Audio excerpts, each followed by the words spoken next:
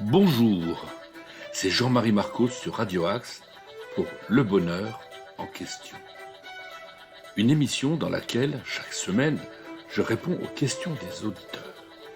Des questions sur le bonheur que vous m'avez posées sur le site de Radio Axe ou sur les réseaux sociaux suivront un conte de sagesse et un titre de ma playlist Bonheur.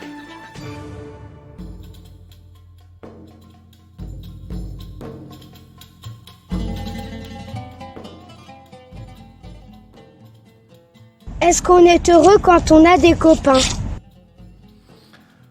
Alors Naïm, tu m'as déjà posé d'autres questions très intéressantes. Alors celle-ci, bien sûr, venant d'un enfant de 8 ans, est forcément très pertinente parce que on sait combien c'est important, les copains, les copines, bien sûr.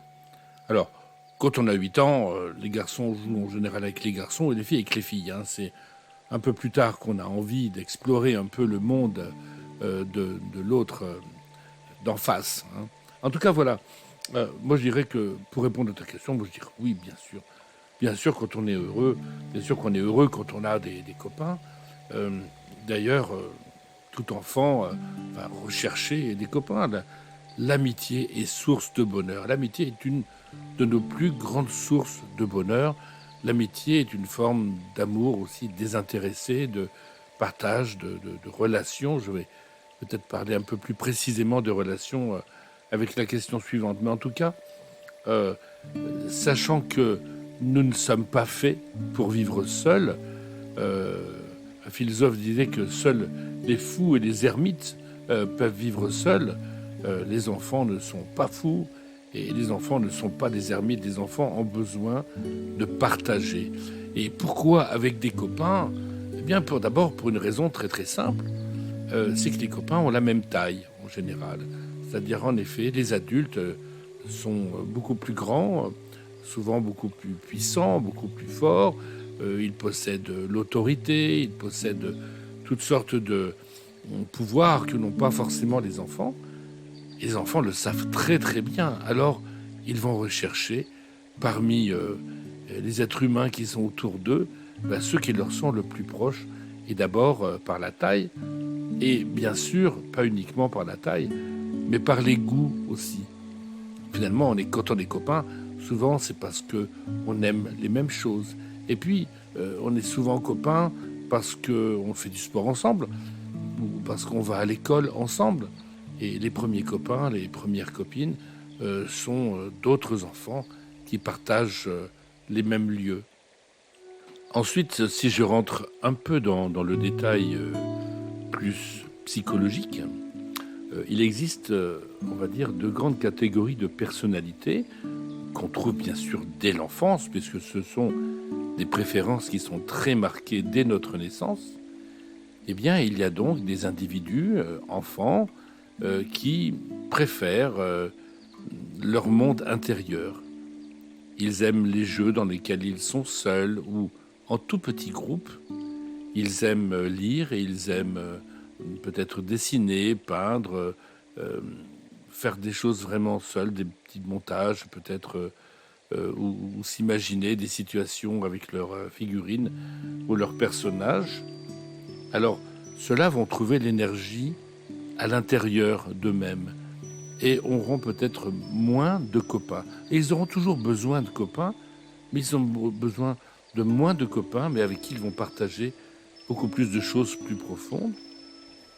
Et puis, il y a aussi l'autre catégorie de personnalités qui sont les personnes, donc les enfants aussi, qui ont une préférence pour le fait de partager, de travailler en groupe, de jouer en groupe.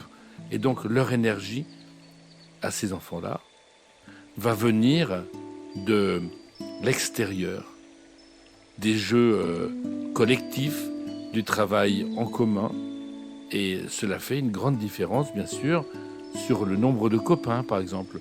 Là, ce seront des enfants qui vont préférer des sports collectifs aux sports individuels, des activités en groupe, plutôt que des activités seules ou en petits groupes.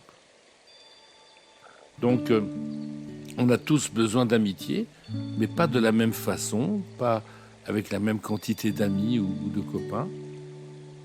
Et en tout cas, ce qui est sûr, c'est que c'est très important. Et on le voit à quel moment? Moi, je le vois par exemple avec mon garçon, Diego, qui a 8 ans, comme toi, Naïm. Et pour l'instant, la grande affaire, c'est que nous allons déménager. Et bien, le déménagement, la première réaction de Diego face à l'annonce du déménagement prochain, ça a été de dire « Ah non, je ne vais pas voir mes copains ». Et pourtant, nous avons appris aussi à vivre l'amitié à distance avec ce vilain virus là qui nous a obligés à vivre autrement. Eh bien, nous avons pu garder du lien, nous avons pu continuer, voire même à jouer ensemble. On avait organisé des chasses au trésor à travers Zoom à la maison avec des enfants de la classe. Et donc, on peut continuer à jouer ensemble, on peut continuer à finalement se voir et garder le contact même à distance. Donc en effet, la perte de copains, c'est une grande tristesse, même si l'on sait qu'à 8 ans, eh bien, on retrouve assez facilement des copains. J'espère avoir répondu à ta question, Naïm, et je vais aborder maintenant cette question, mais sous un autre angle, avec une question d'une adulte, Élodie.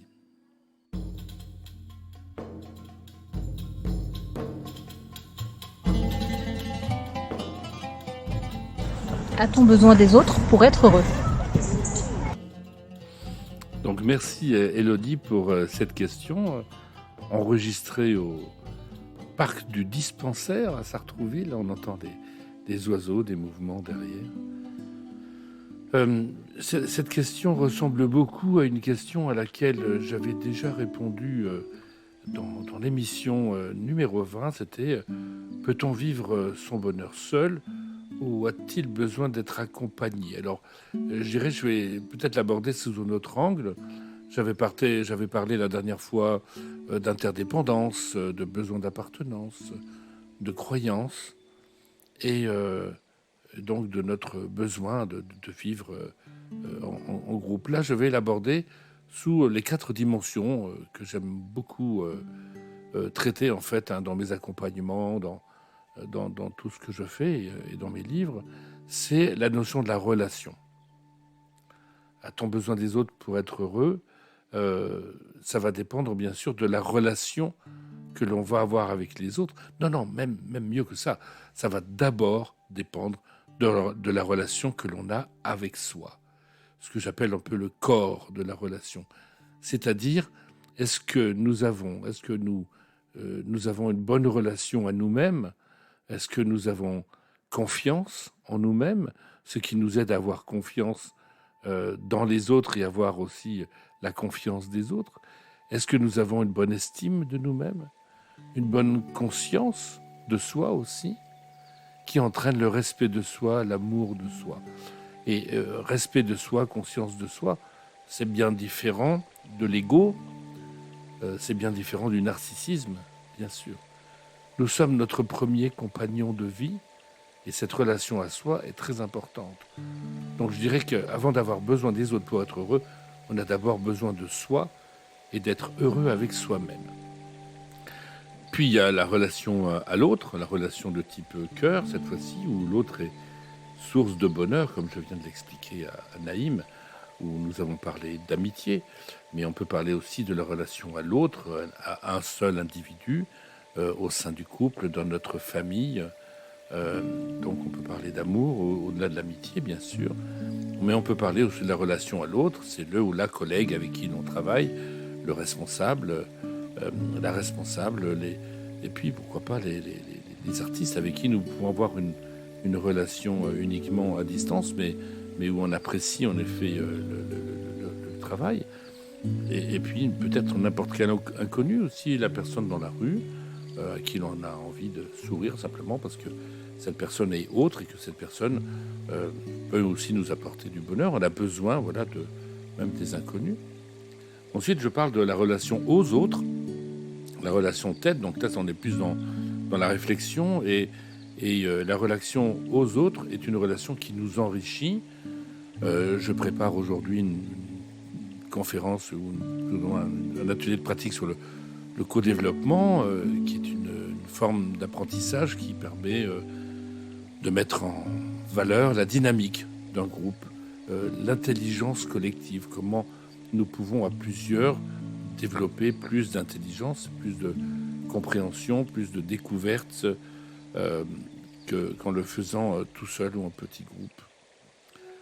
Et je dirais, il y a aussi ensuite la relation à l'environnement. Donc là, on est dans ce que j'appelle l'étoile, ou quelque chose qui brille au-dessus de nous, des choses qui nous dépassent, notre environnement nous dépasse. C'est aussi notre dimension spirituelle, donc la relation que nous pouvons avoir aussi avec, pour certains, la religion, pour d'autres, ça peut être la nature, pour d'autres, ça va être la poésie, ou ça va être des pratiques comme la méditation qui peuvent nous aider à, au plus profond de nous-mêmes, trouver un sens à notre vie, développer plus d'harmonie et plus de compréhension de nous-mêmes, de l'autre, des autres, et nous sentir totalement en phase et totalement épanouis par rapport à notre environnement.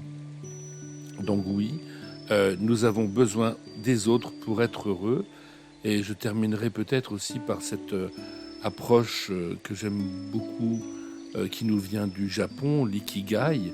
L'ikigai qui est donc notre raison de nous lever chaque matin, donc autrement dit, ce qui donne du sens à chacune de nos actions et qui nous comble de bonheur dès le premier pas au sortir du lit. Eh bien, dans l'ikigai, il y a beaucoup d'éléments qui ont à voir avec nous-mêmes, si nous faisons quelque chose que nous aimons, si nous faisons quelque chose pour lequel nous sommes doués, si nous faisons quelque chose qui nous permet d'en vivre correctement, et si nous faisons quelque chose dont le monde a besoin. Donc, le monde a besoin de nous pour tourner, et pour tourner de façon harmonieuse, et nous avons besoin du monde aussi pour nous épanouir et nous sentir à la fois présents, utiles, et donner du sens à notre vie, comme je l'ai déjà dit. Donc oui, nous avons besoin des autres pour être heureux.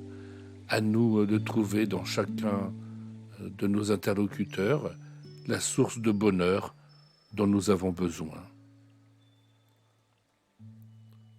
Et le conte va pouvoir aussi l'illustrer parfaitement.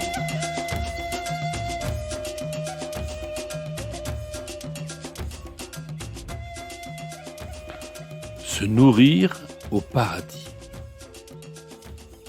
Un jeune ange tenait un jour une conversation avec le gardien des cieux. Il lui dit : « J'aimerais savoir comment est le paradis et comment est l'enfer. » Le jeune ange fut conduit vers 2 portes. Le gardien des cieux ouvrit l'une d'entre elles et permit ainsi à l'ange de regarder à l'intérieur. Au milieu de la pièce, il y avait une immense table ronde.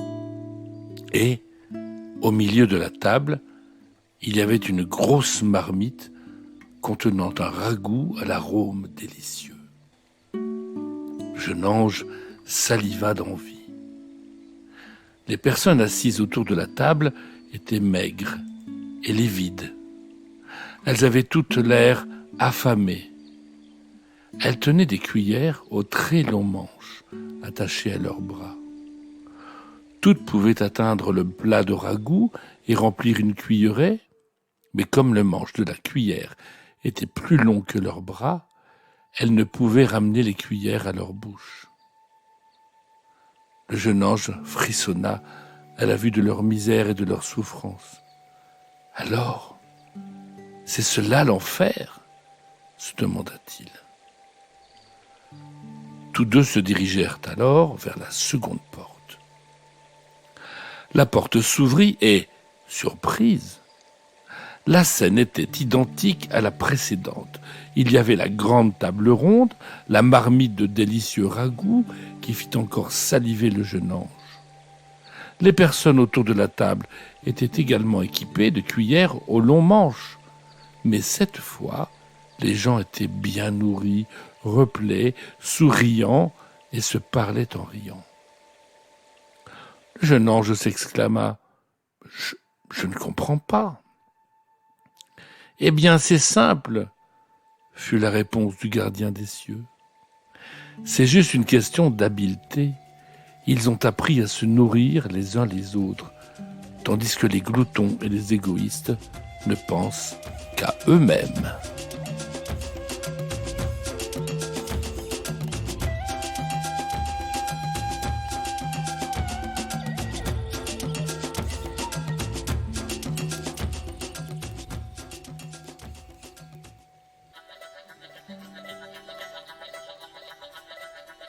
C'était Jean-Marie Marcos pour Le Bonheur en question.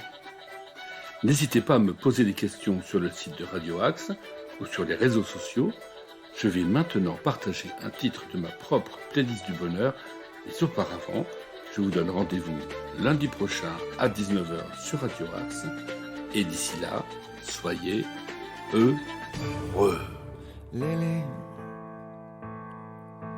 take another walk out of your fake world. Please put all the drugs out of your head. You see that you can breathe without no backup. So much that you got to understand.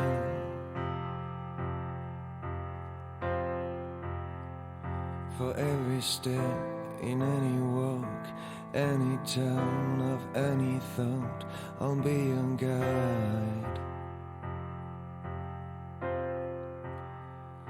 For every street of any scene, any place you've never been, I'll be your guide. Lily, you know there's still a place for people like us. The same blood runs in every hand. You see, it's not the wings that make the angel. Just have to move the bats out of your head.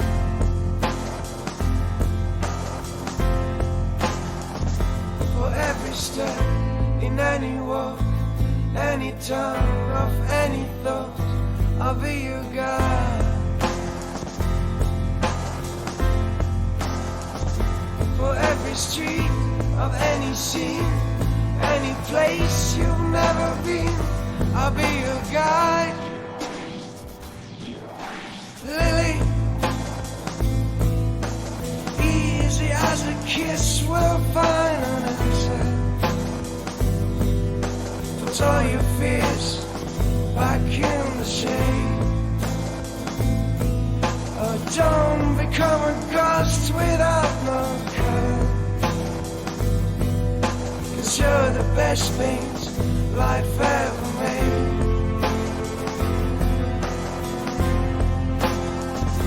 For every step in any walk, any turn of any thought, I'll be your guide.